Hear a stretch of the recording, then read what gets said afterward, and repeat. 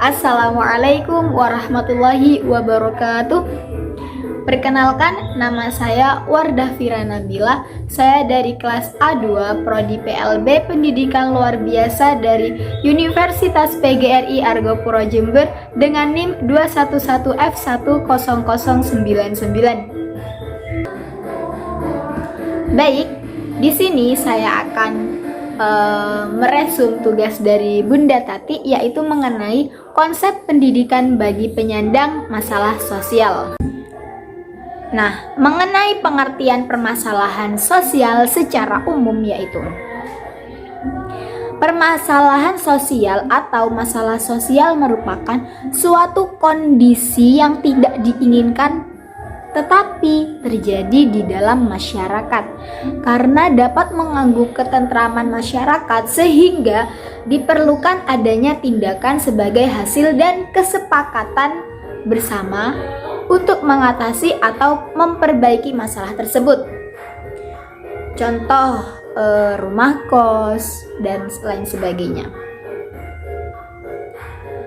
Permasalahan sosial itu dianggap sebagai persoalan karena menyangkut tata kelakuan yang bersifat immoral atau berlawanan dengan hukum, yang sifatnya dapat merusak individu atau suatu kelompok tertentu. Nah, selanjutnya yaitu faktor pencetus masalah sosial. Faktor pencetus masalah sosial terdapat 3 faktor, yaitu yang pertama, perkembangan masyarakat. Nah, masalah tersebut semakin melebar dengan cepat karena adanya goncangan di dalam masyarakat atau suatu kelompok sehingga terjadinya kekagetan budaya atau cultural shock dan kesenjangan budaya atau cultural lack. Yang kedua yaitu permasalahan sosial umumnya juga timbul karena adanya ketidaksesuaian antara unsur-unsur kebudayaan atau masyarakat. Nah, di mana ini dapat membahayakan kehidupan individu atau masyarakat sehingga menghambat terpenuhnya keinginan pokok warga kelompok sosial yang menyebabkan kepincangan ikatan sosial. Dan yang ketiga, kemudian permasalahan sosial akan menimbulkan hubungan yang tidak baik antara unsur-unsur masyarakat. Contoh, berapa tahun yang lalu itu ada bentrokan antara orang Kalimantan dan juga orang Madura. Nah, selanjutnya yaitu pengertian permasalahan sosial menurut para ahli, yaitu menurut Surjono Sukanto. Beliau menilai suatu masalah sosial merupakan ketidaksesuaian antara unsur-unsur kebudayaan atau masyarakat yang membahayakan kehidupan sosial. Nah, yang kedua yaitu Sutomo. Beliau mengemukakan pengertian masalah sosial menurut beliau yaitu suatu kondisi yang tidak diinginkan oleh sebagai besar warga masyarakat. Siapa sih yang menginginkan permasalahan sosial? Enggak kan? Semuanya pasti ingin hidup yang damai, yang tentram dan sebagainya. Nah, faktor penyebab masalah sosial itu ada 6. Nah, yang pertama yaitu faktor ekonomi, 2 faktor sosial, 3 faktor budaya, 4 psikologis, 5 biologis dan 6 teknologi. Lanjut saja, yang pertama yaitu faktor ekonomi. Ekonomi itu juga disebut sebagai faktor di mana ada suatu masyarakat atau individu yang tidak mampu mencukupi kebutuhan hidup secara layak, khususnya secara materi. Yang kedua, contoh dari faktor ekonomi yaitu orang yang benar-benar miskin tidak mendapatkan bantuan, namun orang yang lebih mampu mendapatkan bantuan karena hubungan kekerabatan dengan pihak yang berwenang. Nah, ini sering terjadi di masyarakat. Contoh saja di daerahnya saya itu banyak sekali orang yang miskin, orang yang yatim, orang yang di bawah lah, itu tidak mendapatkan bantuan apapun dari kepala desa, dari pemerintah. Tetapi orang yang termasuk golongan atas, orang yang termasuk golongan atas, dia mampu dalam segala hal.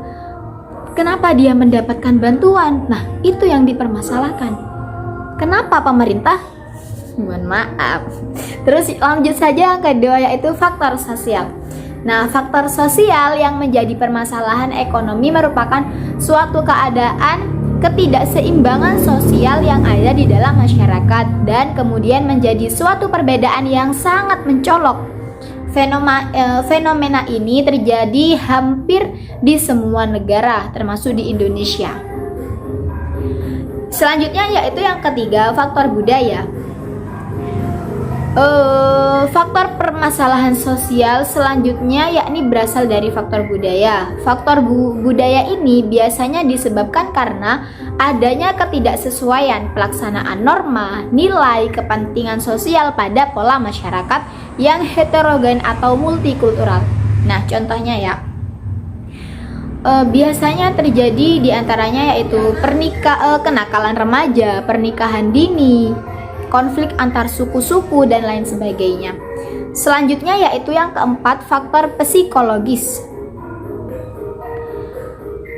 Faktor psikologis itu merupakan masalah pola pikir suatu masyarakat yang pribadi tertentu yang bersinggungan dengan tatanan kehidupan sosial. Contohnya,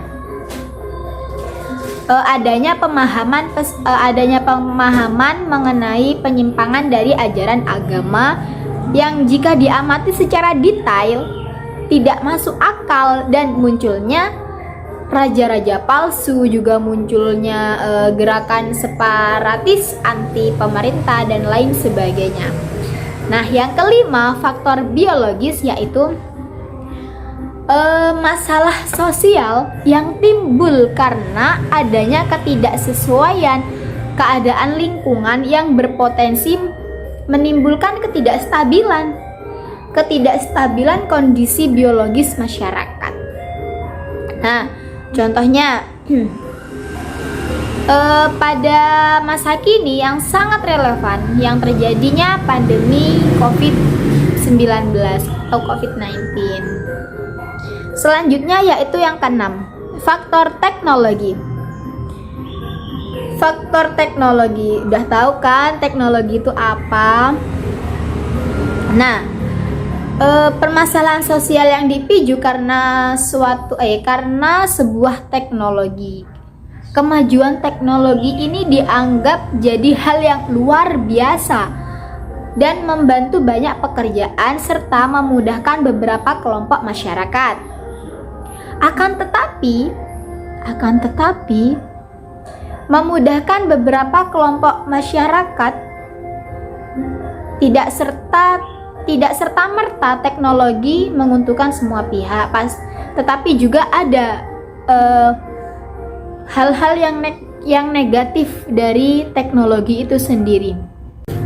Selanjutnya yaitu bentuk-bentuk masalah sosial. Nah, masalah sosial ini terdapat 7 permasalahan, yaitu yang pertama kemiskinan, 2 pengangguran, 3 kriminalitas, 4 kesenjangan sosial, 5 penyakit, 6 kenakalan remaja, 7 pendidikan yang tidak merata. Baik, saya uraikan satu persatu dari permasalahan bentuk masalah sosial kemiskinan. Kemiskinan itu merupakan suatu kondisi di mana terjadinya ketidakmampuan memenuhi kebutuhan dasar seperti makanan, pakaian, dan tempat berlindung serta kesehatan. Nah, kemiskinan ini disebabkan oleh apa sih? Nah, kemiskinan ini disebabkan oleh kelangkaan alat pemenuhan dasar atau sulitnya akses terhadap pendidikan dan pekerjaan.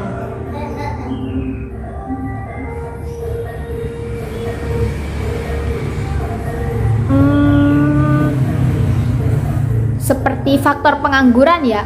Pengangguran ini menjadi salah satu faktor kemiskinan pada permasalahan ekonomi. Mengapa? Nah, karena masyarakat pada dasarnya membutuhkan alat pemenuhan untuk memenuhi kebutuhan hidupnya.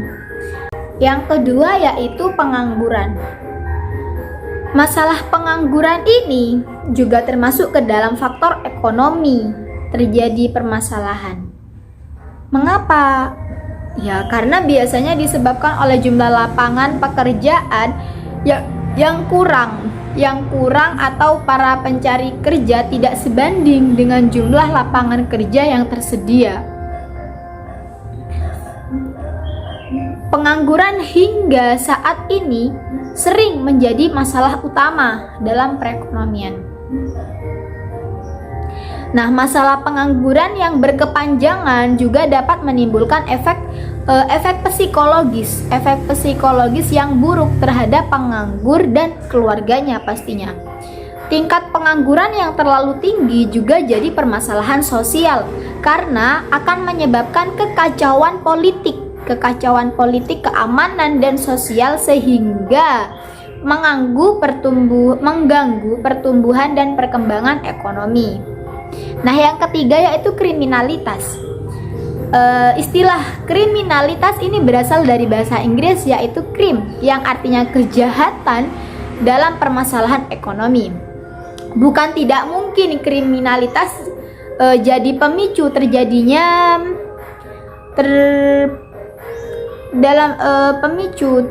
dalam permasalahan ekonomi. Lanjut, yaitu yang keempat, kesenjangan sosial. Bentuk permasalahan sosial selanjutnya yang terjadi kesenjangan sosial. Kesenjangan sosial itu apa? Kesenjangan sosial merupakan suatu kondisi di mana ada ketidakseimbangan sosial yang terjadi di dalam masyarakat yang kemudian menjadi suatu perbedaan yang mencolok. Nah, biasanya kesenjangan sosial ini terjadi antara masyarakat kaya dan miskin, kemudian pejabat dengan rakyat biasa, dan juga lain sebagainya. Nah, kesenjangan sosial ini menjadi permasalahan sosial sebab apa? Karena ini bisa menyebabkan kecemburuan sosial dan bisa meledak menjadi sebuah konflik sosial. Wah, ngeri sekali.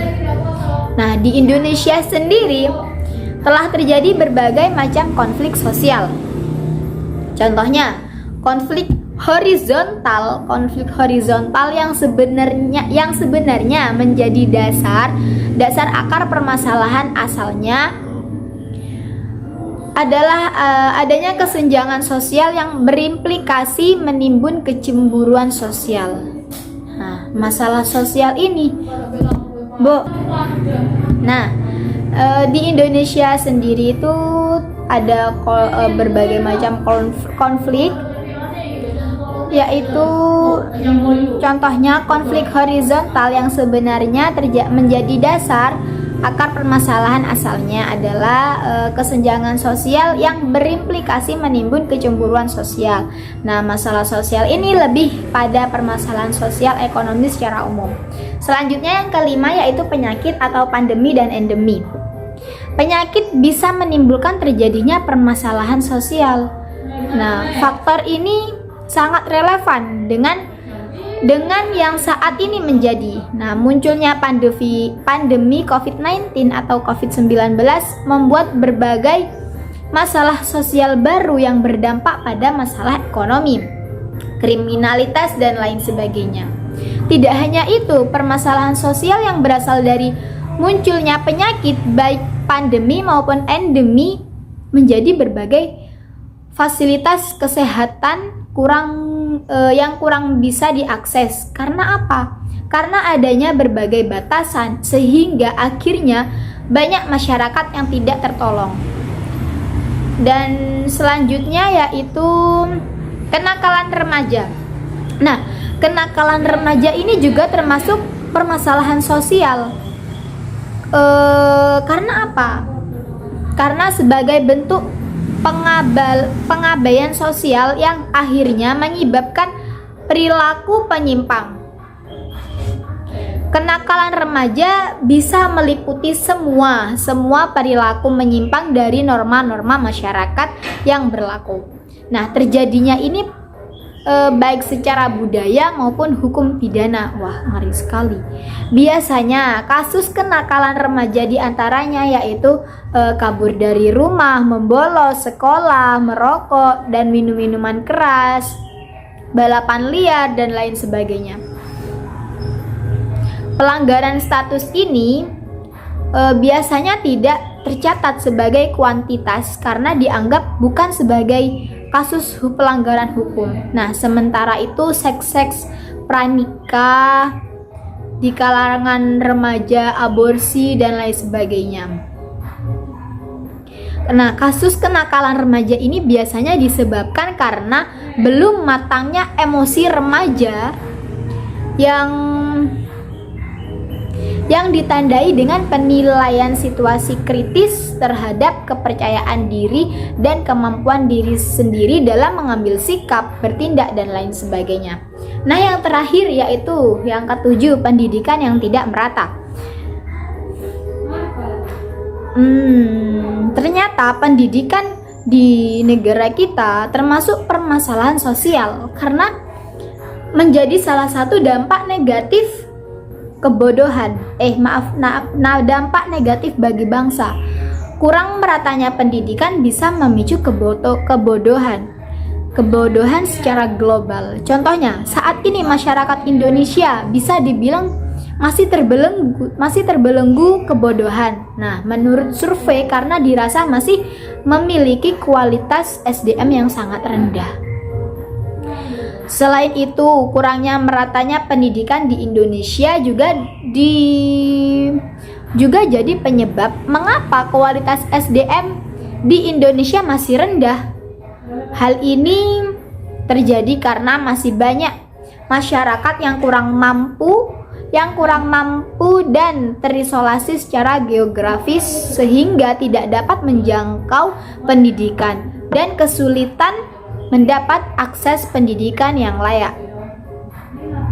Tidak bisa dipungkiri juga maju atau tidaknya sebuah negara ditentukan dengan kualitas pendidikan dan kualitas SDM. Jika sebuah negara ingin maju, maka harus memiliki SDM yang berkualitas.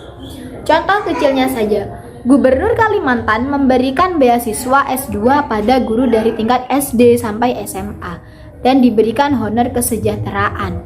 Tetapi bagaimana dengan guru-guru honor di daerah? Nah, itu menjadi permasalahannya. Nah, itulah resumen dari saya. Terima kasih dan wassalamualaikum warahmatullahi wabarakatuh.